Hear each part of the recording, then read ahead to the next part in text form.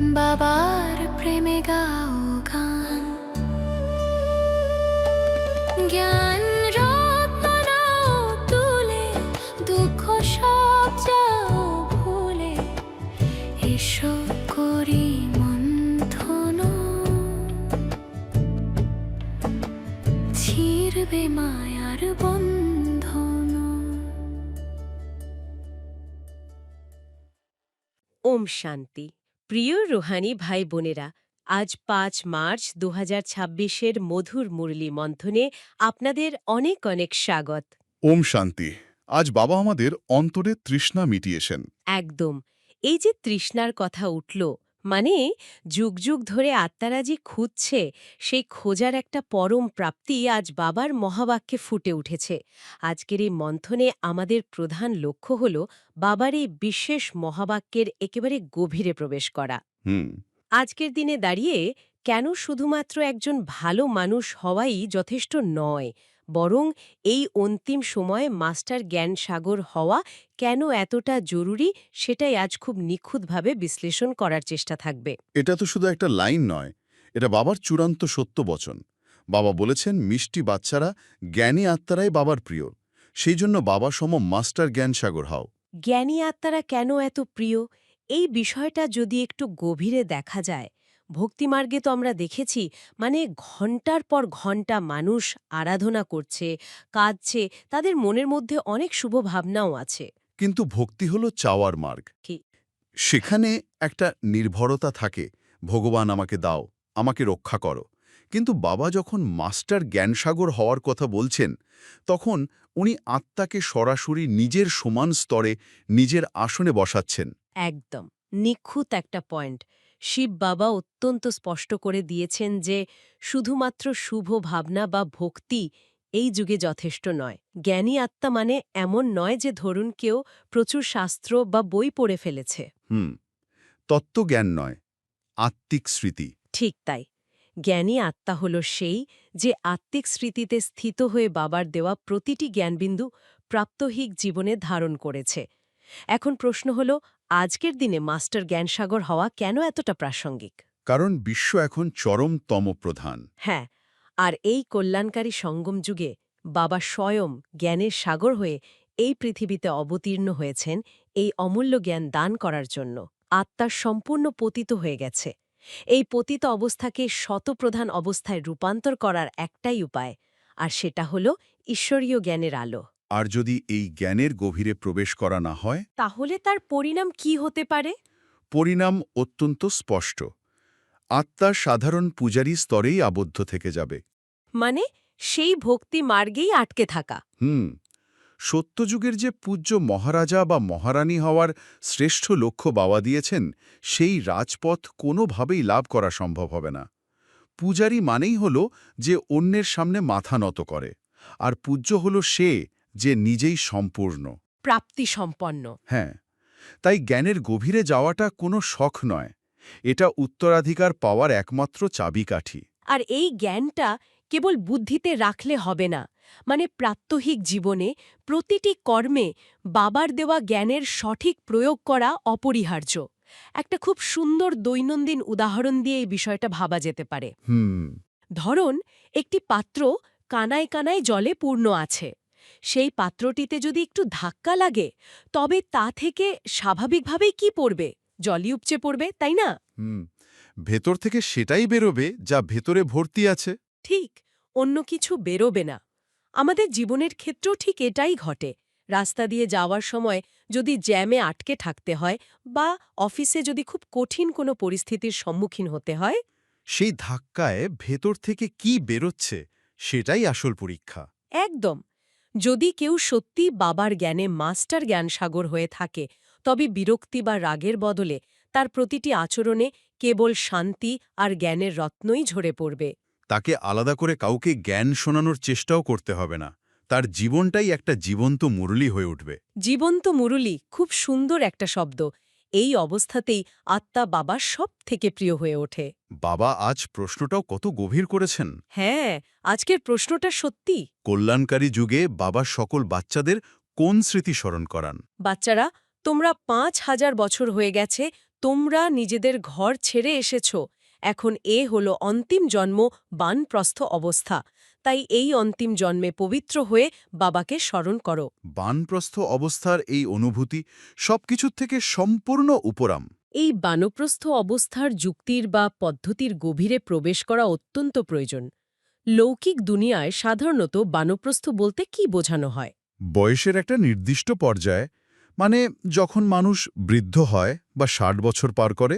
কিন্তু বাবা যে বানপ্রস্থের কথা বলছেন তা শরীরের বয়সের সাথে একেবারেই সম্পর্কিত নয়। একদমই নয়। এর প্রকৃত অর্থ হল বাক্যাতীত অবস্থা, অর্থাৎ সবকিছু থেকে গুটিয়ে নিয়ে পরম ধামে নিজের আসল বাড়িতে ফেরার সম্পূর্ণ প্রস্তুতি। ৫,০০০ বছর এবং ৮৪ জন্মের এই দীর্ঘ চক্র এখন সম্পূর্ণ হয়েছে। এটা শুধু সময়ের হিসেব নয়। না, এটা আত্মার এক বিশাল যাত্রার সমাপ্তি।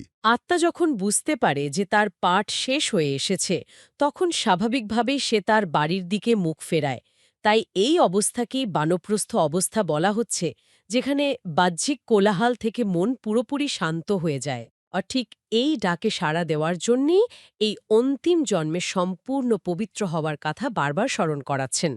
আচ্ছা, যদি এই অন্তিম জন্মে পবিত্র হওয়া না যায় এবং এই বিশাল সৃষ্টির চক্রের স্মৃতি যদি ভুলে যাওয়া হয়, তবে তার পরিণতি কি হতে পারে? পরিণতি অত্যন্ত ভয়ঙ্কর। আত্মা তার আদি শান্তিস্বরূপে কোনোভাবেই ফিরতে পারবে না। মানে পরমধামের সেই অসীম শান্তি অনুভব করতে পারবে না। যোগাগ্নির দ্বারা গত জন্মের সমস্ত পাপ ভস্ম না হলে আত্মা সেই সুখধামের পবিত্র উত্তরাধিকার থেকে পুরোপুরি বঞ্চিত হবে। আর ধর্মরাজের সাজা তো আছেই, কিন্তু এই পবিত্রতা ধারণ করার পদ্ধতিটা খুব সূক্ষ্ম। জঙ্গলে পালিয়ে গিয়ে বা সন্ন্যাস নিলে এই পবিত্রতা আসে না। একদম ঠিক, সংসারের মাঝে থেকেই এই বানপ্রস্থ অবস্থা ধারণ করতে হয়। এটাই হলো আসল ব্রাহ্মণ পুরুষার্থ। গৃহস্থ জীবনে থেকে পরিবারের সমস্ত লৌকিক দায়িত্ব পালন করেও মন এবং বুদ্ধির স্তরে নিজেকে সবকিছুর থেকে উপারাম বা ট্রাস্টি মনে করা।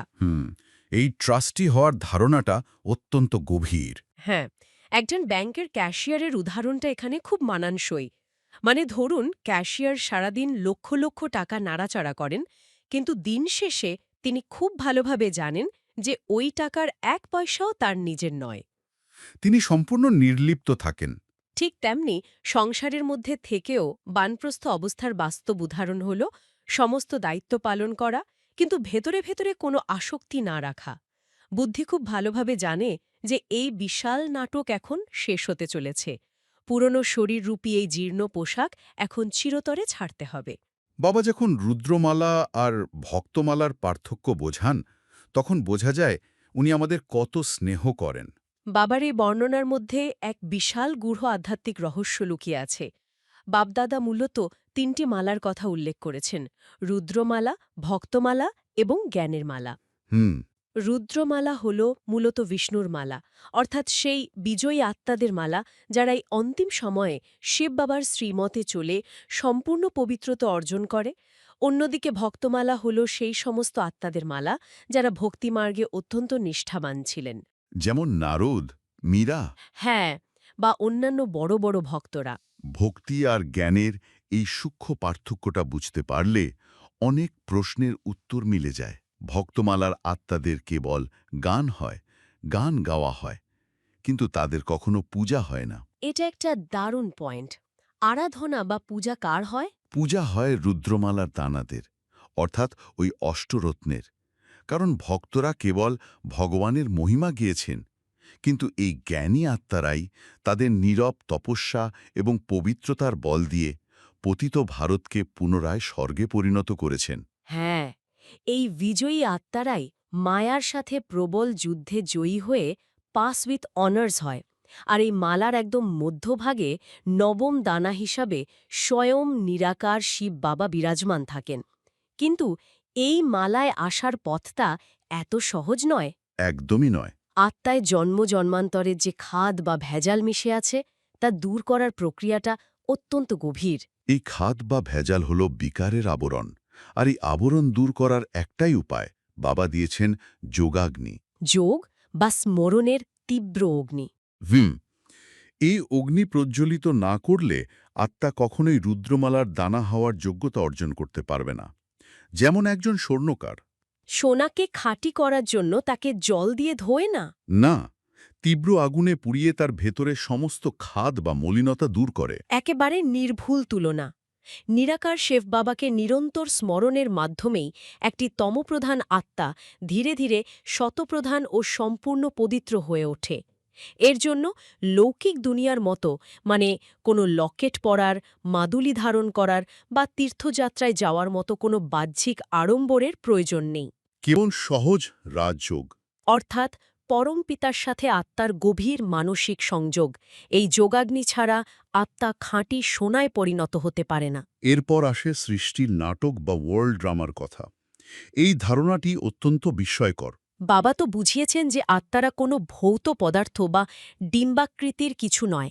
তারা এক একটি অতি সূক্ষ্ম উজ্জ্বল নক্ষত্র, চৈতন্য শক্তির বিন্দু। এই বিশাল বেহদ নাটকে আত্মারা পরম ধাম থেকে নেমে এসে এই পৃথিবীতে 5 তত্ত্বের শরীরে প্রবেশ করে আর অবিনাশী পার্ট প্লে করে। এই জায়গাতেই ভক্তিমার্গের সবচেয়ে বড় ভ্রান্তিটা লুকিয়ে আছে।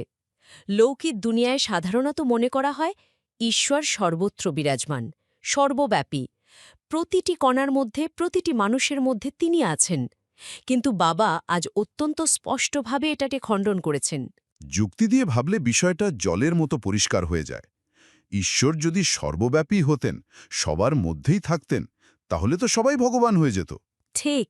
তাহলে পৃথিবীতে এত দুঃখ, এত পতন কেন? মানুষ কেন দুঃখে পড়ে ভগবানকে ডাকবে, যদি সে নিজেই ভগবান হয়? একদম সাধারণ একটা লজিক। শিব বাবা স্পষ্ট করেছেন যে ঈশ্বর সর্বব্যাপী নন। তিনি একজনই অদ্বিতীয় পরমপিতা। তিনি এই কল্পের সঙ্গম যুগে মাত্র একবারই অবতীর্ণ হন এবং প্রজাপিতা ব্রহ্মার মাধ্যমে আদি সনাতন দেবীদেবতা ধর্মের পুনঃস্থাপনা করেন। ব্রহ্মা হলেন সেই মাধ্যম যার দ্বারা শিব বাবা পতিত আত্মাদের দত্তক নিয়ে ব্রাহ্মণ তৈরি করেন। আর এই জ্ঞানটা বুদ্ধিতে ধারণ না করলে পরিণতি খুব ভয়ঙ্কর হতে বাধ্য। কারণ আত্মা বারবার এই 5 তত্ত্বের শরীরের অহংকারে ফেঁসে থাকবে। অন্তিম সময়ে যখন এই পুরনো পতিত দুনিয়ার বিনাশ শুরু হবে, তখন সমস্ত আত্মাদের এই শরীর ছেড়ে পরমধামে ফিরে যেতে হবে। বাবা একটা দারুণ শব্দ ব্যবহার করেছেন। মশার ঝাঁক। হ্যাঁ, মশার ঝাঁকের মতো সবাইকে একসাথে ফিরে যেতে হবে।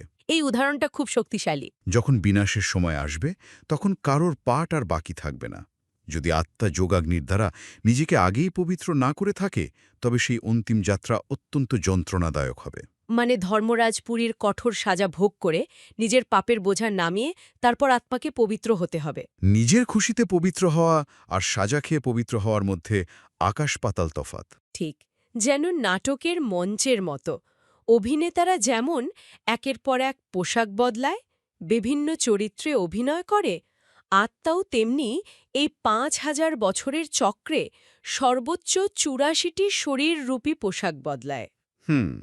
একটা খুব সাধারণ হিসাব যদি ভাবা যায়, একজন অভিনেতা যদি একটা নাটকে না ঘুমিয়ে, কোনো বিশ্রাম না নিয়ে টানা ৮৪ বার পোশাক বদলায়, তাহলে নাটকের শেষে তার কী অবস্থা হবে?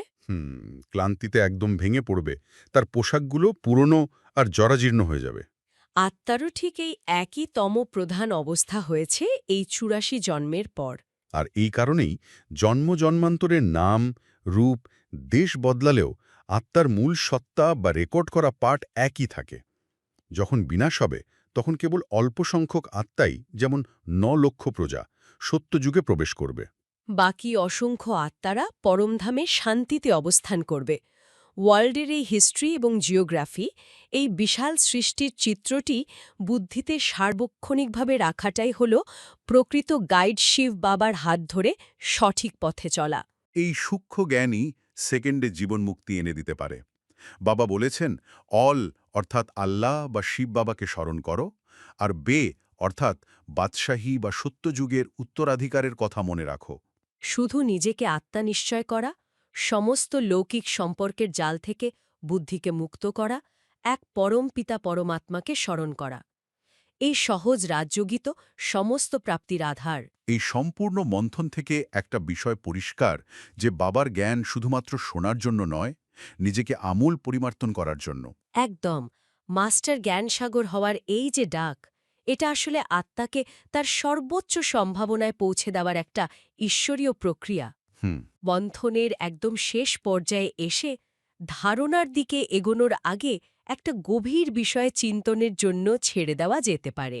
আজ সারাদিন যখন বিভিন্ন লৌকিক দায়িত্ব পালন করা হবে, সংসারের নানা কাজের মধ্যে থাকা হবে, তখন একবার নিজের অন্তরে উকি দিয়ে এই প্রশ্নটা করা খুব জরুরি। ভেতরের মনটা কি সত্যি একজন নির্লিপ্ত ট্রাস্টি হিসেবে কাজ করছে, নাকি নাটকের এই জীর্ণ পোশাকে এবং চরিত্রের অহংকারে নিজেকে আষ্টেপৃষ্টে জড়িয়ে ফেলেছে? এই বানপ্রস্থ অবস্থা কি সত্যিই অনুভব হচ্ছে, নাকি পুরনো জগতের আকর্ষণে মন এখনও আটকে আছে? এই প্রশ্নটা নিজের কাছে রাখাটা আজকের দিনের সবচেয়ে বড় সাধনা হতে পারে। মিষ্টি মিষ্টি হারানিধি বাচ্চাদের প্রতি মাতা পিতা বাপ দাদার স্নেহ সুমন আর সুপ্রভাত। আত্মাদের পিতা তার আত্মারূপী বাচ্চাদেরকে জানাচ্ছেন নমস্কার। বাবার এই ভালোবাসা পেয়ে বাবার এই ভালোবাসার শক্তি নিয়েই চলুন ধারণার দিকে এগোই। ধারণার জন্য যে মুখ্য সার আজ আমরা পেয়েছি তা অত্যন্ত মননযোগ্য। প্রথম পয়েন্টে বাবা পরিষ্কার বলেছেন, ১. যোগাগ্নির দ্বারা বিকর্মের খাদকে ভস্মীভূত করে পবিত্র হতে হবে।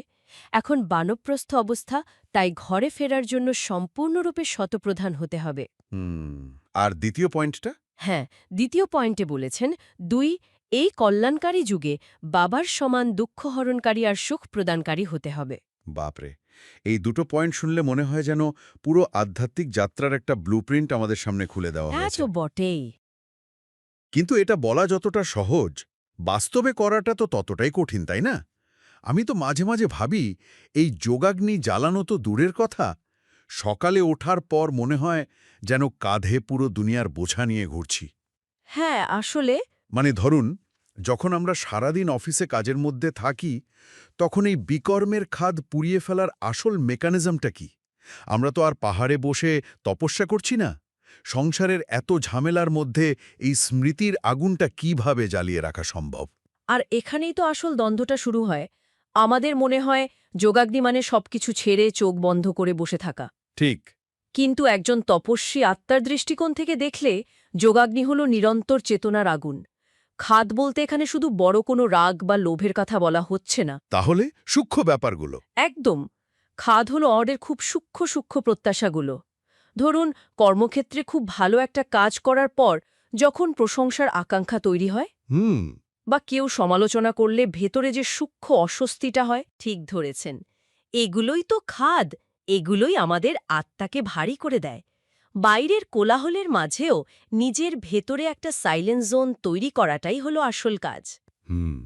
আর বানপ্রস্থ অবস্থার যে কথা বাবা বলেছেন, আমরা সবাই জানি বানপ্রস্থ মানে বয়সের ব্যাপার নয়। হ্যাঁ, এটা মানসিক স্তরে প্যাক আপ করা। কিন্তু এটা এত কঠিন কেন?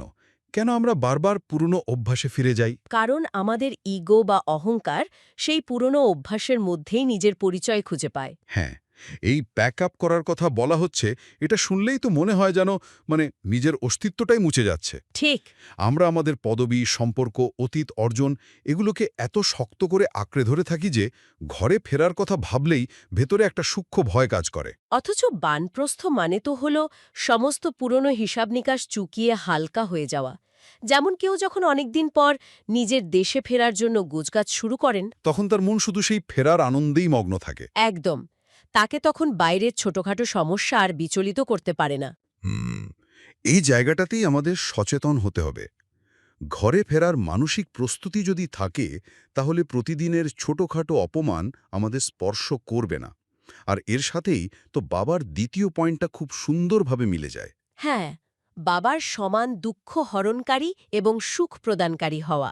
এই ধারণাটি তো সাধারণ কোনো ভালো মানুষ হওয়ার কথা বলছে না, এটা একটা পুরোপুরি ট্রান্সফরমেশন। ঠিক। যখন চারপাশের পরিবেশ নেতিবাচকতায় ভরা থাকে, তখন সেই পরিবেশের শিকার না হয়ে নিজেকে একটি আধ্যাত্মিক রূপান্তরক হিসেবে গড়ে তোলার কথা বলা হচ্ছে। এই রূপান্তরক বা ট্রান্সফরমারের ধারণাটা একটু প্র্যাকটিক্যালি ভেঙে দেখা যাক। ধরুন, বাড়িতে বা অফিসে এমন একটা পরিস্থিতি তৈরি হলো যেখানে কেউ বিনা কারণে প্রচণ্ড চিৎকার করছে। হুম। আমাদের সাধারণ প্রবৃত্তি হলো সাথে সাথে পাল্টা জবাব দেওয়া অথবা নিজের ভেতরে গুটিয়ে গিয়ে কষ্টটা জমিয়ে রাখা। কিন্তু বাবার সমান হওয়ার অর্থ কি? এর অর্থ কি সব নীরবে সহ্য করা? নীরবে সহ্য করা আর দুঃখ হরণ করা এই দুটোর মধ্যে কিন্তু আকাশ পাতাল তফাত আছে। আচ্ছা, কিভাবে? সহ্য করার মধ্যে একটা অসহায়তা থাকে, ভেতরে ভেতরে একটা বিরক্তি জমতে থাকে। কিন্তু দুঃখ হরণ করার অর্থ হল অত্যন্ত শক্তিশালী এবং শতপ্রধান স্থিতিতে থাকা। যেমন ধরুন গাছ। গাছ কার্বন ডাই অক্সাইড গ্রহণ করে কিন্তু অক্সিজেন ফিরিয়ে দেয়। একদম তাই, সে নিজে বিষাক্ত হয়ে যায় না। ঠিক তেমনি একজন শতপ্রধান আত্মা অন্যের দেওয়া দুঃখ বা ক্রোধ নিজের মধ্যে শোষণ করে না। সে বুঝতে পারে যে ওই মানুষটি আসলে ভেতর থেকে খুব দুর্বল, অশান্ত। ভালোবাসার কাঙ্গাল। হ্যাঁ, তখন তার প্রতি রাগ হয় না, বরং এক গভীর করুণা আসে। নিজের শান্ত উপস্থিতি দিয়ে কিভাবে সেই উত্তপ্ত পরিবেশকে শান্ত করা যায়, এটাই হলো প্র্যাকটিক্যাল জীবনে দুঃখ হরণকারী হওয়া। শিব বাবার সাথে কানেকশন থাকলে আত্মার পাত্র এমনিতেই শান্তিতে পূর্ণ থাকে। আর যা পূর্ণ থাকে তাই বাইরে ছলকে পড়ে। ঠিক। এই শক্তির ওপর ভিত্তি করেই বোধহয় আমরা আজকের বরদানের গভীরে প্রবেশ করতে পারি। কারণ এই ধরনের ট্রান্সফর্মার হওয়ার জন্য যে অসীম শক্তি প্রয়োজন তা তো আমাদের নিজেদের মধ্যে সবসময় থাকে না। একদমই তাই। আর সেই জন্যই বাবা আজ আমাদের অত্যন্ত শক্তিশালী একটি বরদান দিয়েছেন। বাবা বলেছেন, সদা কম্বাইন্ড স্বরূপে স্মৃতির দ্বারা মুশকিল কার্যকে সহজ বানানো ডাবল লাইট ভাব। হুম। বাবা আরও পরিষ্কার করেছেন, যে বাচ্চারা নিরন্তর স্মরণে থাকে তারা সদা সাথের অনুভব করে। তাদের সামনে কোনো সমস্যা এলে নিজেকে কম্বাইন্ড অনুভব করবে, ঘাবড়ে যাবে না। এই কম্বাইন্ড স্বরূপে স্মৃতি যে কোনো মুশকিল কার্যকে সহজ বানিয়ে দেয়। কখনো কোনো বড় বিষয় সামনে এলে নিজের বোঝা বাবার উপর রেখে নিজের ডাবল লাইট হয়ে যাও, তাহলে ফরিস্তা সমান দিনরাত খুশিতে মনে মনে ডান্স করতে থাকবে। অভাবনীয়। এটা শুধু বরদান নয়, এটা বাবার দেওয়া একটি বড় দায়িত্ব। এই কথাটা খুব গুরুত্বপূর্ণ। এটা একটা বড় দায়িত্ব। আমরা অনেক সময় বরদানকে শুধু একটা ম্যাজিক পিল হিসাবে ভেবে নিই। হ্যাঁ, মনে করি বাবা আশীর্বাদ করেছেন, সব আপনা আপনি ঠিক হয়ে যাবে। কিন্তু এই ডাবল লাইট হওয়া শ্রীমত্ত প্র্যাকটিক্যালি কিভাবে কাজ করে? আসুন একটু বাস্তবের মাটিতে দাঁড়িয়ে বিষয়টা ভাবি। জীবনে যখন খুব বড় কোনো সংকট আসে, ধরুন হঠাৎ করে বিশাল কোনো আর্থিক ক্ষতি হয়ে গেল বা মেডিকেল রিপোর্ট খারাপ এলো, কিংবা পরিবারের এমন কোনো সংকট যার কোনো সমাধান চোখে পড়ছে না, তখন তো প্রথম অনুভূতিটাই হয় প্রচণ্ড ভয়ের। বুকের ভেতরটা কেঁপে ওঠে। এই চরম আতঙ্কের মুহূর্তে ডাবল লাইট হওয়ার কথা মনে আনাটাও তো একটা যুদ্ধ। তখন এই কম্বাইন্ড স্বরূপের স্মৃতি কিভাবে আমাদের বাঁচাবে? যখন পাহাড় সমান বাধা সামনে আসে, তখন আমাদের বুদ্ধি কাজ করা বন্ধ করে দেয়। কারণ আমরা ভাবি, আমি একাই পরিস্থিতির মোকাবিলা কিভাবে করব। ঠিক। কম্বাইন্ড স্বরূপ মানে হলো এই অটুট বিশ্বাস যে এই জীবনের নাটকে আমি একা নই। আমি এবং স্বয়ং সর্বশক্তিমান শিব বাবা, আমরা দুজন একসাথে মিলে এই দৃশ্য পার করছি। অন্তর্মুখী তপস্বী আত্মার বৈশিষ্ট্য হল সে নিজের দুর্বলতা ঢাকার চেষ্টা করে না, তাই না? একদম। সেই সরাসরি বাবার সামনে গিয়ে বসে এবং বলে, বাবা, এই পরিস্থিতি সামলানোর ক্ষমতা আমার নেই। এই বোঝা আমার একার নয়, এটা আমাদের। তুমি সর্বশক্তিমান, এর সমাধান তোমাকেই করতে হবে। এই যে নিজের মন থেকে চিন্তার বোঝাটা সম্পূর্ণ বিশ্বাসে বাবার কাঁধে তুলে দেওয়া, এটাই হলো ডাবল লাইট হওয়া। হ্যাঁ, ডবল লাইট মানে প্রথমত আমি দেহ নই, আমি জ্যোতির্ময় আলো। আর দ্বিতীয়ত আমার কোনো চিন্তার বোঝা নেই, আমি একদম হালকা। তার মানে এটা কর্ম থেকে পালিয়ে যাওয়া নয়। পরিস্থিতি মোকাবেলার জন্য যা যা করার তা তো করতেই হবে, কিন্তু সেই কর্মের ফলাফলের যে দুশ্চিন্তা, যে প্যানিক অ্যাটাক, সেটাকে বাবার ওপর ছেড়ে দেওয়া। কর্ম থেকে বৈরাগ্য নয়, কর্মের দুশ্চিন্তা থেকে বৈরাগ্য। খুব সুন্দর বলেছেন। আর এই কম্বাইন্ড অবস্থার সবচেয়ে সুন্দর ফলাফলটা বাবার শেষে উল্লেখ করেছেন, ফারিস্তা সমান দিনরাত খুশিতে মনে মনে ডান্স করতে থাকা। ভাবুন তো বিষয়টা, বাইরে হয়তো ঝড় বইছে, সমস্যার অন্ত নেই, কিন্তু ভেতরে আত্মা পরম শান্তিতে ভাসছে। এই মনে মনে ডান্স করা মানে বাইরের কোনো আনন্দ উৎসবে মেতে ওঠা নয়, এটা হলো আত্মার সেই উড়ন্ত অবস্থা, যেখানে কোনো পার্থিব আকর্ষণ বা দুশ্চিন্তা আত্মাকে নিচে টেনে নামাতে পারে না। একজন ফরিস্তার তো মাটির পৃথিবীতে কোনো পদচিহ্ন পড়ে না, তার মন সর্বদাই উপরে জগতের সাথে যুক্ত থাকে। আর এই অবিরাম খুশি বা সন্তুষ্টির অবস্থা বজায় রাখার জন্য আজকের স্লোগান এবং অব্যক্ত ইশারা যেন একটা রক্ষা কবচ হিসেবে কাজ করে। হ্যাঁ, আজকে স্লোগানটা কি ছিল? স্লোগানটিতে বলা হয়েছে, যে কোনো প্রকারের কারণের নিবারণ করে যারা সন্তুষ্ট থাকে আর সন্তুষ্ট করে তারাই হল সন্তুষ্টমণি। আর এর সাথেই যুক্ত রয়েছে অব্যক্ত ইশারা, যেখানে বাপদাদা বলছেন, নিশ্চয়ের ফাউন্ডেশনকে মজবুত করে সদা নির্ভয় এবং নিশ্চিন্ত থাকো। শ্রীমত অনুসারে প্রত্যেক কদম হলে সদা নিশ্চিন্ত থাকবে, আর নিশ্চিন্ত থাকলে সদা যথার্থ নির্ণয় দেবে। যখন নির্ণয় যথার্থ হবে তখন বিজয় অবশ্যই হবে। ত্রিকালদর্শী আত্মারা সদাই নিশ্চিন্ত থাকে, কেননা তারা এই বিষয়ে নিশ্চিত থাকে যে আমাদের বিজয় হয়েই আছে। এই স্লোগানটা কিন্তু আমাদের মানবীয় অহংকারের একেবারে মূলে গিয়ে আঘাত করে। তা তো বটে। আমাদের খুব সাধারণ একটা অভ্যাস হলো যে কোনো ভুল বা খারাপ পরিস্থিতির জন্য কারণ বা এক্সকিউজ দেখানো। আমরা সারাদিন নিজেদের সান্ত্বনা দেওয়ার জন্য হাজারটা কারণ তৈরি করি, কিন্তু বাবা বলছেন কারণ দেখানো বন্ধ করে নিবারণ বা সমাধান বের করতে। এর পেছনে একটা বড় সাইকোলজি কাজ করে। আমরা কারণ দর্শাই কারণ আমরা নিজেদের ইমেজটাকে নিখুঁত রাখতে চাই। আমাদের অহংকার সবসময় নিজেকে নির্দোষ প্রমাণ করতে চায়। যেমন ধরুন কেউ বলল আমার যোগ লাগছে না কারণ বাড়ির পরিবেশ খুব খারাপ। ঠিক। তখন আমরা আসলে নিজের আধ্যাত্মিক দুর্বলতার দায়ভার পরিবেশের ওপর চাপিয়ে দিয়ে নিজে হাত ধুয়ে ফেলছি। কারণ দর্শানো হলো সেই অহংকারের আত্মরক্ষার কৌশল। কিন্তু যখন আমরা অন্তর্মুখী হই তখন বুঝতে পারি যে এই বাহ্যিক কারণগুলো আসলে আমাদের অভ্যন্তরীণ শূন্যতারই প্রতিফলন। যে পরিবেশে অশান্তি আছে সেখান থেকে মানসিক দূরত্ব বজায় রেখে নিজের ভাইব্রেশন দিয়ে পরিবেশ বদলানোই হলো নিবারণ। একদম। যখন আমরা কারণ খোঁজার বদলে সমাধান খুঁজতে শুরু করি তখনই আমরা প্রকৃত সন্তুষ্টি লাভ করি। এরাই হল আসল সন্তুষ্টমণি, যারা নিজেদের পজিটিভ এনার্জি দিয়ে অন্যকেও সন্তুষ্ট করতে পারে। আর এই কারণ না খোঁজার সাহসটা কোথা থেকে আসে? অব্যক্ত ইশারায় বাপদাদারের উত্তর দিয়েছেন। যখন নিশ্চিন্ত আর নির্ভর হওয়ার কথা বলা হয়েছে তা সরাসরি বাবার শ্রীমতের সাথে যুক্ত। আমরা ভয় পাই বলেই তো অজুহাত দিই। হ্যাঁ, কিন্তু যখন জীবনের প্রতিটা কদম শ্রীমত অনুসারে ফেলা হয় তখন মনে কোনো অপরাধ বোধ থাকে না। আমি বাবার শ্রীমত মেনে চলছি, সুতরাং আমার কোনো অমঙ্গল হতে পারে না।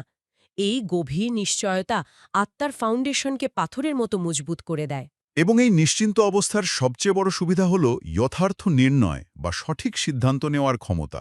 আমরা সাধারণত ভুল সিদ্ধান্ত কখন নিই? যখন আমাদের মন ভয় বা দুশ্চিন্তায় আচ্ছন্ন থাকে। ভয়ের মধ্যে নেওয়া সিদ্ধান্ত কখনোই কল্যাণকারী হতে পারে না। কিন্তু যখন মন সম্পূর্ণ শান্ত থাকে তখন বুদ্ধির ওপর কোনো মেঘ থাকে না। তখন যে কোনো জটিল পরিস্থিতিতে ঠিক কী করা উচিত সেই নির্ণয় খুব পরিষ্কারভাবে বুদ্ধিতে ধরা দেয়। আর যখন সিদ্ধান্ত বাবার শ্রীমতের ওপর ভিত্তি করে নেওয়া হয় তখন বিজয় তো নিশ্চিত হবেই। বাপদাদা এখানে ত্রিকালদর্শী আত্মার কথা উল্লেখ করেছেন, যিনি অতীত, বর্তমান এবং ভবিষ্যৎ এই তিন কালকেই স্পষ্টভাবে দেখতে পান। একজন ত্রিকালদর্শী আত্মা জানেন যে এই সৃষ্টির বিশাল নাটকের শেষ দৃশ্যে সত্যের জয় নিশ্চিত হয়ে আছে। এই নিশ্চিত বিজয়ের স্মৃতিই তো সমস্ত উদ্বেগের সবচেয়ে বড় ওষুধ। যখন আমরা জানি যে নাটকের শেষ দৃশ্য অত্যন্ত সুন্দর, তখন মাঝখানের কোনো কঠিন দৃশ্য আমাদের ঘাবড়ে দিতে পারে না। আমরা তখন নীরব দর্শকের মতো বর্তমানকে দেখি আর ভবিষ্যতের উজ্জ্বল পরিণাম সম্পর্কে সম্পূর্ণ নিশ্চিন্ত থাকি। তো আজ বাবা আমাদের এই অন্তিম জন্মে বানপ্রস্থ অবস্থার স্মৃতি দিলালেন এবং শেষে কম্বাইন্ড স্বরূপের স্মৃতির দ্বারা ডবল লাইট হওয়ার বরদান দিয়ে বিদায় নিলেন। আসুন আমরা কয়েক মুহূর্তের জন্য চারপাশের সমস্ত কোলাহল থেকে নিজেদের সম্পূর্ণ গুটিয়ে নিই। আমি একটি চৈতন্য জ্যোতির্ময় আত্মা, এই ভ্রিকুটির সিংহাসনে বিরাজমান এক শান্ত বিন্দু। আমার এই পুরনো দেহ, পুরনো দুনিয়ার সমস্ত সম্পর্ক, সমস্ত আকর্ষণ থেকে আমি নিজেকে ধীরে ধীরে আলগা করে নিচ্ছি। আমার এখন বানপ্রস্থ অবস্থা। আমার নিজের আসল ঘরে, সেই পরম শান্তির ধামে ফিরে যাওয়ার সময় হয়ে এসেছে। আমি সম্পূর্ণ হালকা। সমস্ত অতীত কর্মের খাদ, সমস্ত প্রত্যাশা আজ যোগাগ্নিতে পুড়ে ভস্মীভূত হয়ে যাচ্ছে। আমি সম্পূর্ণ শতপ্রধান, পবিত্র এক আলো। আমি দেখতে পাচ্ছি আছেন। আমি আর একা নই। বাবার অসীম শক্তির হাত আমার মাথার ওপর। আমরা সদা কম্বাইন্ড। আমার সমস্ত জীবনের ভার, সমস্ত চিন্তা, সমস্ত মুশকিল পরিস্থিতি আমি পরমপিতা শিব বাবার হাতে সঁপে দিচ্ছি। আমি এখন ডাবল লাইক, সমস্ত চিন্তামুক্ত, এক উড়ন্ত ফরিস্তা। আমার অন্তরে এক অদ্ভুত প্রশান্তি, এক স্বর্গীয় খুশি। আমি বাবার সাথে কম্বাইন্ড হয়ে এই সৃষ্টির কল্যাণে নিজের পবিত্র কিরণ ছড়িয়ে দিচ্ছি। এই নিশ্চিন্ত, নির্ভয় এবং শতপ্রধান স্থিতিই আমার আসল স্বরূপ। আসুন বাবার সামনে প্রতিজ্ঞা করি, আমি সদা বাবার সাথে কম্বাইন্ড থেকে সমস্ত মুশকিলকে সহজ করে সন্তুষ্ট মনি হব। কমেন্টে লিখুন ডাবল লাইট আত্মা। আসুন বাবার সামনে প্রতিজ্ঞা করি।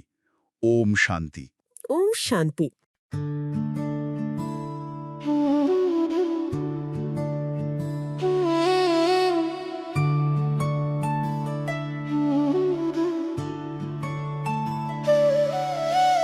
মধুবনে বাজে বাঁশি,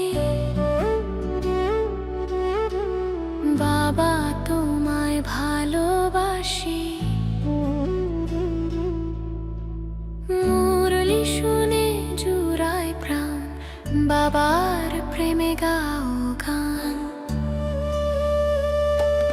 জ্ঞান রত্ন নাও তুলে, দুঃখ সব যাও ভুলে, এসো করি মন্থন। ছিড়বে মায়ার বন্ধন।